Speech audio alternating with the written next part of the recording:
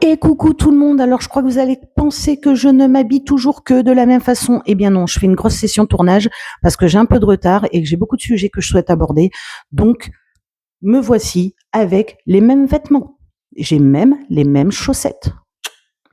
Alors, je voulais vous parler d'un système de lecture qui a fait beaucoup de bruit sur la toile il y a 1 an ou 2, c'est la lecture rapide.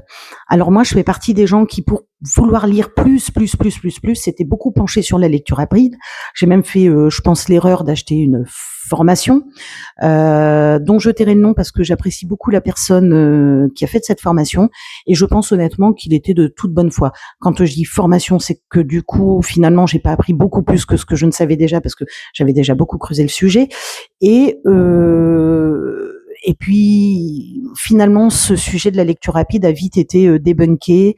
C'est pas possible de lire aussi vite, c'est pas possible de lire autant.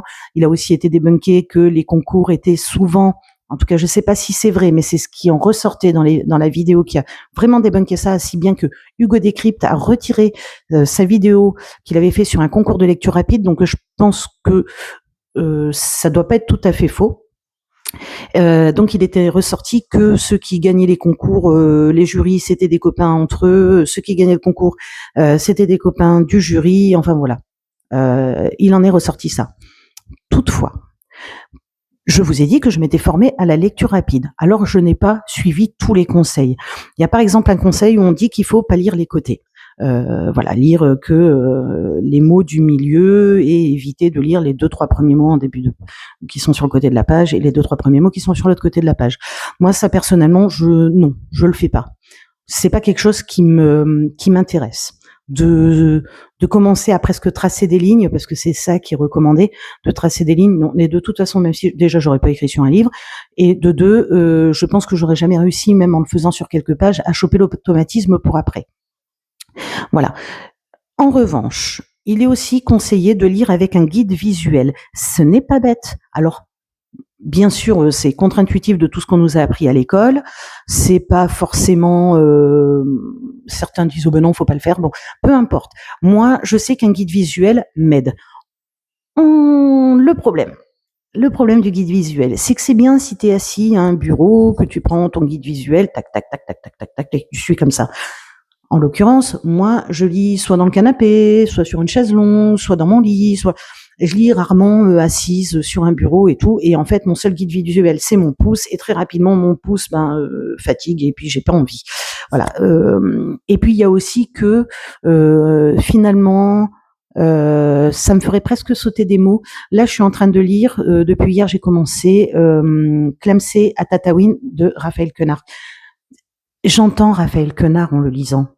S'il y a bien un livre audio qui ne pourra pas être lu par quelqu'un d'autre que son auteur, c'est ce livre. J'entends tellement Raphaël Quenard que j'ai pas envie de lire plus vite. Mais il y a des livres, alors développement personnel ou je ne sais quoi, qui mériteraient d'être peut-être lus un peu plus vite pour emmagasiner plus d'informations et de pouvoir en lire un autre après et tout.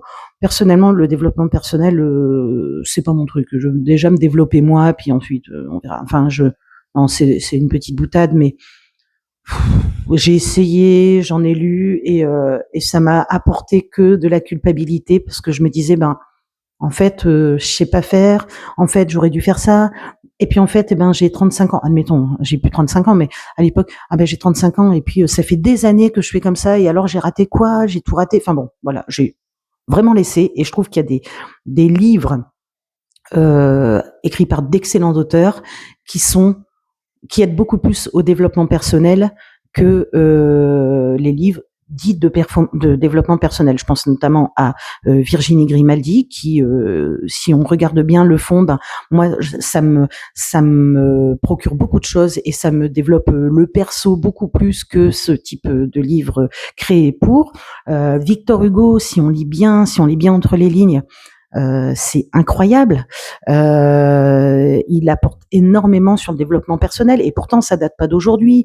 Donc voilà, il n'est pas contemporain, mais je trouve que voilà, je tire beaucoup plus de choses dans tous les autres livres que les livres de développement personnel. Enfin, tout ça pour dire que la lecture rapide, peut-être que ça servirait mieux sur ce type de livre. Alors moi, j'ai acheté 2 livres de lecture rapide, c'est aussi pour ça que j'étais un peu formée à ça. Bon, ce que j'en ai retiré, et j'avoue que ça m'a beaucoup aidé, c'est de me mettre vraiment des moments où je dois lire.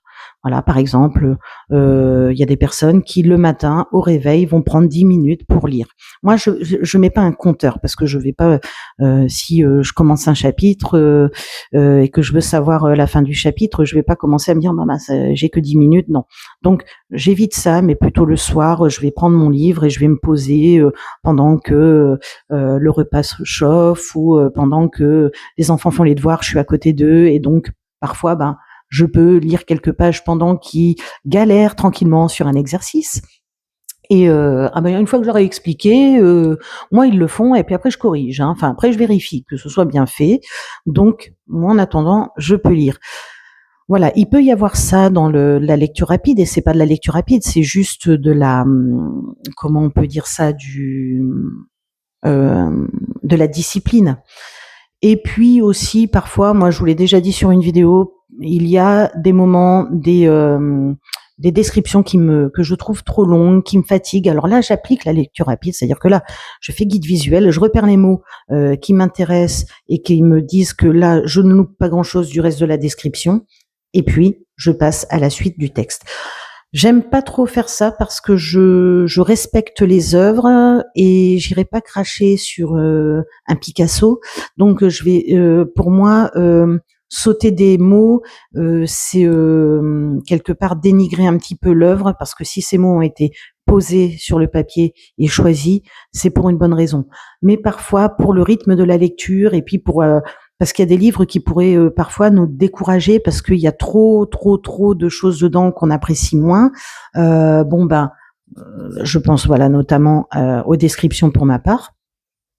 Je trouve que d'aller un peu plus vite sur ces descriptions, de mettre un guide visuel et d'avancer permet de rester dans un rythme de lecture et puis de pas se fatiguer sur ce livre et vraiment de pouvoir aller au bout de façon plus sereine que si on lisait tout. Après ça, je vous avoue que la lecture rapide, pour moi, ça s'est arrêté là. Voilà.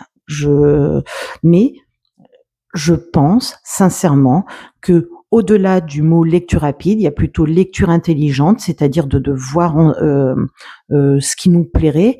Moi, je vois la lecture rapide, il était presque de recommander de lire la fin du livre. Ben non, quand on lit un roman, un thriller ou quoi, il faut absolument pas aller lire la fin du livre. Voilà, moi, je fais pas le truc de balayer toutes les pages. Mais il y a au moins cette histoire de guide visuel qui m'a beaucoup aidée. Et puis aussi le fait de lire beaucoup, un petit peu moins maintenant, mais quand même à une époque, je me lisais un livre par jour. Alors un livre de 150-200 pages. J'ai pas la prétention d'avoir lu Les Misérables en une journée. Mais parce que Les Misérables, je crois que c'est 1500 pages l'édition que j'ai. Donc et puis c'est écrit en tout petit, il y a pas de marge. Enfin, vous imaginez un petit peu. Donc voilà, je pense que ça m'a permis en lisant beaucoup d'accélérer mon rythme de lecture, de pouvoir lire plus, de pouvoir découvrir plus d'œuvres, mais pas en bâclant et pas en, comme je vous disais tout à l'heure, presque en crachant sur une œuvre, quoi. Donc j'ai beaucoup fait ça pendant l'interview. Mais là, ça y est, la meuf, elle a fait 3 vidéos YouTube et 5 shorts et elle se prend pour une grande star en interview. Bon, alors mon interview est donc terminée, mesdames et messieurs. Je vous dis une bonne soirée et à l'année prochaine. Ça y est, là, je m'enflamme vraiment. Non, mais c'est ridicule. Vais-je le couper en montage? Ce sera la surprise. Non, je vais pas le couper. Il faut vraiment que vous voyez comment je suis au naturel. Et ça, c'est pas du tout naturel ce que je viens de faire, mais bon. C'est, en fait, YouTube, c'est un exercice compliqué pour moi. Je suis très à l'aise à l'oral, mais s'il y a quelqu'un en face pour me répondre. Et là, de devoir parler, il n'y a pas de script, il n'y a rien. Pour l'instant, j'ai fait ce choix-là parce que je manque un peu de temps. Et donc, ça donne des petits délires comme ça. C'est en toute honnêteté que je vous le dis, ce n'était pas pour excuser ce que je viens de faire, mais voilà, pour moi c'est un exercice compliqué et comme j'aime un petit peu sortir de ma zone de confort, pas trop quand même, hein, j'aime bien mon confort, mais j'aime bien faire des choses pour lesquelles je n'avais pas d'appétence au départ. Eh bien, c'est comme ça que je me suis mise à faire du trail et de la course à pied. Enfin voilà, c'est comme ça que je me suis mise à lire d'ailleurs. Parce que j'étais très mauvaise lectrice petite, j'avais toujours des mauvaises notes en fluence et je suis à la base quelqu'un qui, si tu me disais que tu allais m'offrir un livre à Noël, je te demandais ce que j'avais fait de mal dans l'année. Je veux dire, un martinet m'aurait peut-être même fait plus plaisir, j'avoue. Donc voilà. Euh, le fait de faire des choses qui sont pas innées chez moi, ben ça passe par ça. Cette petite vidéo qui finalement dure 10 minutes pour vous parler à la base de la lecture rapide, qui en arrive sur le YouTube, et ben on va l'appeler vidéo blabla. Et ça me fait plaisir. Et peut-être qu'il n'y a pas grand monde qui la verra, mais en attendant, moi, ça me fait plaisir d'échanger, peut-être qu'avec moi-même, mais de me mettre dans un contexte qui n'est pas inné pour moi, c'est-à-dire tac, en visuel, devant une caméra, avec une lumière derrière, un micro. Oui, maintenant je le tiens, mon micro, je trouve que ça m'occupe les mains. Voilà. Eh bien, je vais vous faire le même que d'habitude. Lisez des livres, sortez, allez au ciné, mais surtout, faites des choses qui vous font kiffer. Voilà. C'est un peu plus naturel. Et le mot kiffer, je le sors à toutes les sauces en temps normal. Donc, je vous embrasse bien fort. À très bientôt.